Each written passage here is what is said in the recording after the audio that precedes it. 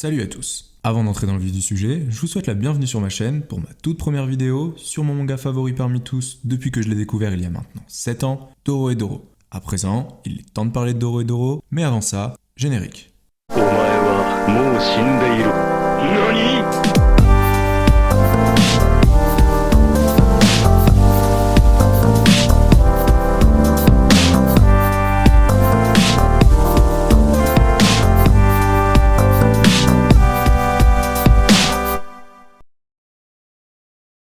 Dorohedoro est un manga de Kyu Yoshida, édité en France par Soleil Manga et dont la parution française a pris fin en juin 2019 avec la sortie de son 23e et dernier tome. A noter qu'actuellement, Kyu Yoshida travaille sur un nouveau titre, nommé Die Dark, qui compte à ce jour une dizaine de chapitres et dans lequel je me suis pas encore plongé, tout simplement parce que je préfère lui laisser un petit peu d'avance. Tant qu'on parle de l'édition, mention spéciale à la traduction française qui rend vraiment hommage au titre tant elle est d'excellente qualité. J'en profite également pour vous préciser que Dorohedoro a eu droit en ce début d'année 2020 à son adaptation animée, dont la première saison qui compte 12 épisodes vient de prendre fin. Mais on n'en parlera pas plus dans cette vidéo dans laquelle on va essentiellement parler du manga papier. Dorohedoro, c'est l'histoire de deux mondes que tout oppose. Un premier tout d'abord, pour lequel on se concentre tout particulièrement sur la ville de Hall, une ville sombre et suintante, peuplée d'humains, tout ce qu'il y a de plus classique. Et un second, le monde des mages, qui est situé dans une dimension différente de Hall et qui, comme son nom l'indique, est peuplé de mages aux pouvoirs aussi divers et variés, et parfois improbables, qu'il y a de mages. Ces pouvoirs, les mages les génèrent via des émanations de fumée que leur corps produit en plus ou moins grande quantité selon les individus. Plus, si les humains ignorent tout du monde des mages, Hall, elle, se trouve régulièrement envahie de mages qui s'y rendent par l'intermédiaire de portes magiques qu'ils peuvent créer grâce à leur fumée. Les mages s'y rendent en quelque sorte afin de tester leur pouvoir sur les habitants de Hall pour lesquels ils n'ont absolument aucune considération, leur infligeant de nombreuses mutilations. Il en ressort une très forte animosité des non-mages envers les mages, mais qui en pratique a peu de chances de s'exprimer tant l'écart de puissance entre les deux factions est grand. Les humains ont donc appris à vivre dans la crainte des mages. De notre côté, nous suivons les aventures de Kaiman, un personnage qui a tout oublié de son passé depuis qu'il a subi une attaque de mages l'ayant transformé en reptile humanoïde. De plus, Kaiman a la particularité d'être immunisé à la magie, probablement suite à cet accident. Si Kaiman travaille désormais dans l'hôpital du Dr Vo, spécialisé dans le traitement des victimes de mages et qui s'est notamment occupé de soigner Kaiman après son agression, cette activité n'est pas réellement au cœur de ses motivations. En effet, Kaiman, dès qu'il le peut et accompagné de son amie Nikaido, celle qu'il a découvert au suite de son agression, part arpenter Hall à la chasse aux mages qui s'y rendent, afin de trouver le mage qui est responsable de ses déboires, le tuer pour annuler les effets du sort et retrouver ses souvenirs ainsi que son apparence. Si d'habitude les humains n'osent pas s'en prendre aux mages, Kaiman lui n'hésite pas un seul instant, bien aidé par son immunité à la magie et ses capacités au combat, ainsi que celle de Nikaido. Pour vous parler du titre, je vais aborder successivement son univers, les thématiques qui y sont abordées, l'ambiance du titre, ses dessins, son scénario et enfin ses personnages. En ce qui concerne l'univers tout d'abord, je trouve que l'univers de Dorohedoro est très riche et toujours cohérent. C'est un univers qui mélange de nombreux éléments qu'on n'aurait pas forcément associés. L'univers est gore, plein d'influences underground, avec un côté post-apocalyptique indéniable et de la magie. Et le moins que je puisse dire de ce mélange détonnant, c'est que pour moi, il fonctionne parfaitement bien et crée une recette absolument dingue et unique. À mon sens, ce qui fait que tout fonctionne si bien au sein d'un tel univers ravagé et psychotique à souhait, c'est l'immense background qui est développé. En effet, tout au long du titre et sans jamais vraiment s'écarter de sa trame principale, Kyu Yoshida développe très bien son univers et l'intègre pleinement au scénario de son œuvre. À de très nombreux moments, on rencontre ainsi tous les éléments qui forgent cet univers, que ce soit ses croyances et coutumes, ses rites, sa culture, son organisation sociale, sa gastronomie, ses modes ou même son marché noir. Dans ce sens, j'adresse une mention particulière aux maléfices additionnels qui sont en quelque sorte des chapitres bonus qui apportent une vraie profondeur à l'œuvre en plus d'être souvent très drôles. Si je peux avoir tendance à skipper ce genre de chapitres bonus dans bien des mangas parce que je trouve qu'il n'apporte souvent pas grand chose, il en a jamais été question pour Dorohedoro, tant ces chapitres sont un prolongement de l'œuvre et contribuent à concrétiser cet univers.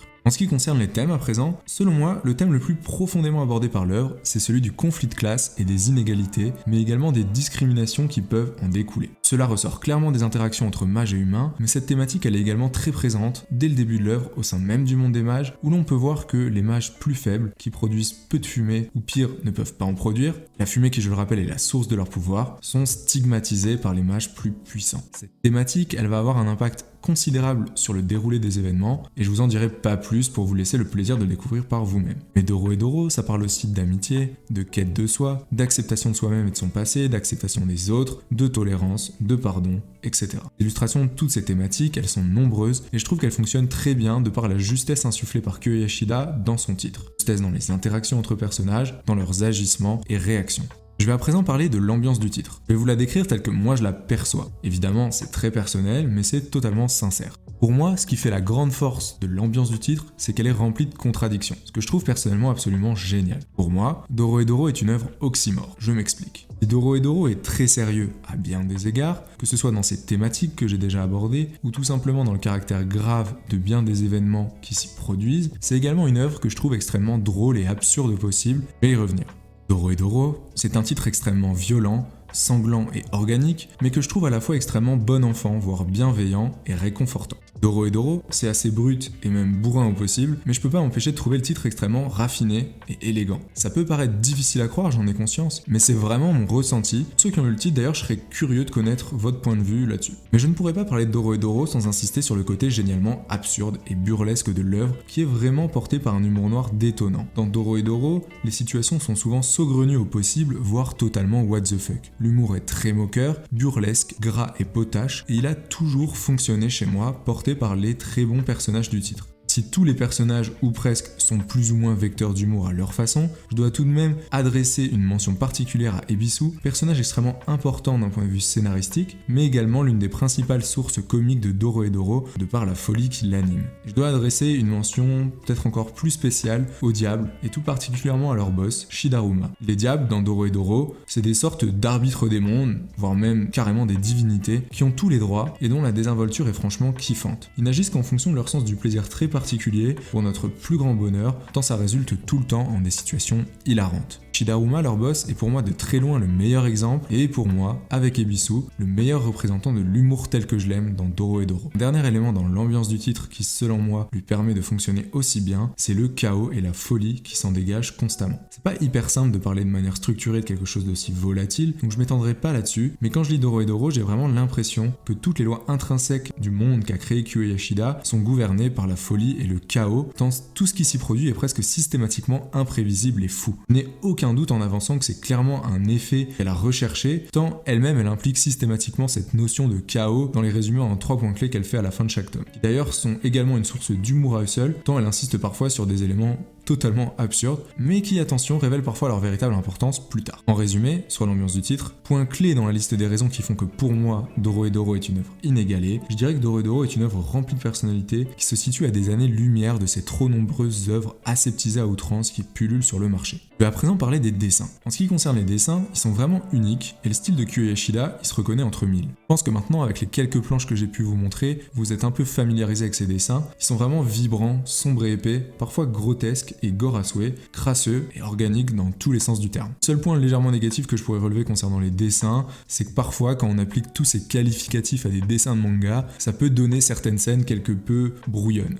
En tout cas, c'est rien d'insurmontable, mais je me devais de nuancer un petit peu mon propos sur ce point. Et malgré tout, ça m'empêche pas de penser qu'on pouvait pas avoir de meilleurs dessins pour servir un tel titre. Et j'ai conscience qu'on est dans du pur subjectif, je trouve que les personnages sont juste sublimes. Ce qui est du découpage, il est selon moi très bon et il apporte beaucoup de dynamisme au titre. Parlons à présent du scénario. Ce que j'ai tendance à en dire, c'est qu'à mon sens, il est au service de l'œuvre. En fait, si je devais retenir que quelques éléments du titre, le scénario il viendrait sûrement après l'univers, l'ambiance et les personnages qui sont vraiment ce que je préfère dans Dorohedoro. Malgré tout, ce scénario au service de l'œuvre, il se paye pour moi le luxe d'être d'une richesse et d'une efficacité assez incroyable. Je trouve le titre extrêmement fluide, spontané et bien écrit, on ne s'ennuie jamais et on voit à chaque instant que Kyo Yoshida sait où elle va, tant les renvois, les clins d'œil et les subtils indices que l'on ne comprend que plusieurs tomes plus tard sont nombreux. Je trouve que tous les éléments s'emboîtent parfaitement et que les ficelles de l'œuvre ne sont que très peu, voire pas du tout visibles. On est très souvent surpris et on ne sait jamais véritablement où l'on va car aucune facilité scénaristique n'est utilisée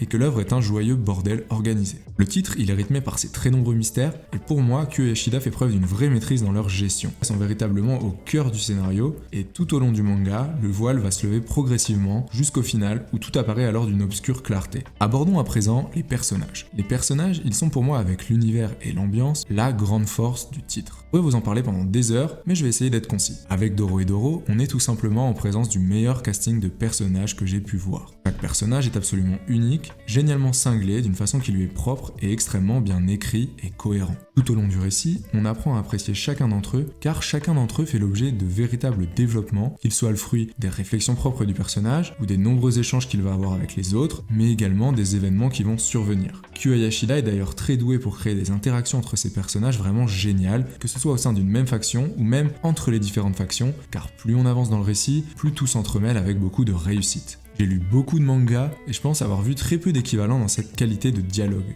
De plus, cela me permet d'aborder un autre point que j'adore dans le titre, l'absence totale de manichéisme. Si bien sûr Kaiman est le héros du titre, ça n'empêche pas d'avoir souvent un comportement d'ordure. Pour autant, le personnage est ultra attachant. Et c'est également vrai pour tous les autres personnages, qu'ils soient des protagonistes ou des antagonistes, entre guillemets. Très rapidement, on se rend compte qu'on ne peut pas ranger les personnages dans des cases, ni vraiment qualifier les personnages de gentils ou méchants, chacun d'entre eux ayant leurs propres objectifs et répondant par leurs actes au caractère qui leur est propre. On s'attache vraiment de la même façon aux différentes factions, car tous les personnages sont attachants de par leurs agissements, qui sont ni noirs ni blancs, mais tout en nuances de gris. Comme je vous le disais, Kyo Yashida est très doué pour créer des contradictions géniales dans l'ambiance du titre, et on le voit également au niveau des personnages. On se retrouve donc avec des personnages qui sont assez éloignés des clichés. Par exemple, tous les personnages ont un charisme indéniable, certains beaucoup plus que d'autres, et pourtant ça les empêche pas d'être au summum du ridicule par moment, ce qui donne lieu à des scènes gags géniales, sans pour autant que ça n'altère leur charisme. Même si les différents personnages passent beaucoup de temps à se mettre sur la gueule et qui n'ont souvent aucune morale, on retrouve quand même dans l'ambiance générale ce côté bon enfant dont je vous parlais. Il est temps pour moi de conclure. Avec le cœur et dans un joyeux désordre, voilà ce que je peux vous en dire. L'univers de Dorohedoro est unique et d'une richesse incroyable. Il mélange des éléments qui a priori n'ont rien à voir, style industriel underground, touche post-apocalyptique et magie notamment, pour créer un mélange détonnant, ultra cohérent et qui fonctionne à la perfection. Dorohedoro, ça nous parle notamment d'amitié, d'acceptation de soi, de discrimination, de folie, de bouffe, avec comme fil rouge une absurdité absolument géniale. L'ambiance générale de l'œuvre, elle ne ressemble à aucune autre, oppressante et légère à la fois, tellement gore et pourtant si bon enfant. Dorohedoro, c'est un titre qui ne se cherche pas de prétexte, qui est d'une fluidité remarquable, avec des ficelles très peu visibles et aucun manichéisme. Dorohedoro, c'est des personnages à la fois ridicules à souhait et qui pourtant dégoulinent de charisme, le meilleur casting qu'il m'ait été donné de voir, toute œuvre confondue. Dorohedoro, c'est sale, psychotique, organique, burlesque, c'est rempli de désinvolture, mais c'est aussi une œuvre incroyablement réconfortante. Dorohedoro, c'est le chaos, mais dans la joie et la bonne humeur, c'est génialement absurde, à tel point que ça relève du brio. Dorohedoro, c'est l'alchimie parfaite, une œuvre qui est ma favorite, tout support confondu depuis près de 10 ans, et ce n'est pas prêt de changer. C'est vraiment pas simple de parler de Dorohedoro. Je pense que toutes les personnes qui ont lu l'œuvre pourront le confirmer. Si la vidéo vous a plu, en tout cas, je vous invite à la liker, à la commenter et pourquoi pas à vous abonner. À bientôt peut-être pour une nouvelle vidéo, ou peut-être pas, honnêtement, j'en ai aucune idée, mais ça dépendra aussi en partie de vos retours sur cette vidéo-ci. J'ai également mis un lien vers mon Insta dans la description, dans lequel je parle beaucoup de mes achats et lectures manga. N'hésitez pas à aller jeter un coup d'œil si ça vous intéresse. Je fais également un remerciement tout particulier à mon pote Ipkyog qui se reconnaîtra et qui m'a composé tout spécialement le son de mon générique. C'est une bonne journée, ciao!